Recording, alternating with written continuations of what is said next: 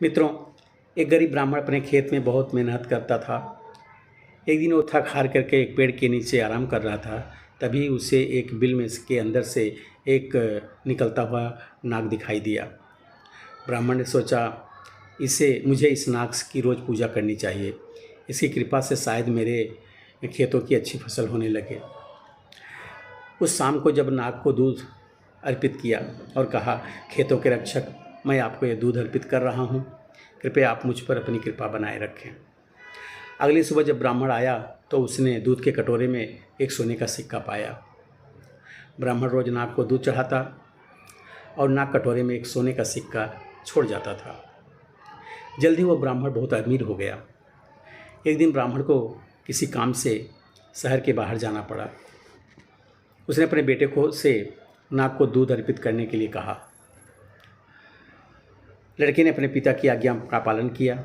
अगले दिन जब बेटा बिल के पास गया तो उसे सोने का सिक्का मिला। लड़के ने सोचा, इस बिल के अंदर ज़रूर बहुत सारे सोने के सिक्के होंगे, क्यों ना मैं नाग को मारकर सारे सोने के सिक्के निकाल लूँ। उस शाम को जब उसने सांप को लाठी से मारने की कोशिश की तो नाग को गुस्सा आ गया और उसने लड़के को डस लिया। नाग के जहर से लड़का मर गया। ब्राह्मण जब शहर से वापस आया तो उसे सारी घटना का पता चला। उसने नाग को कोई दोष नहीं दिया। अगली शाम वह बिल के पास आया और उसने नाग को दूध अर्पित किया।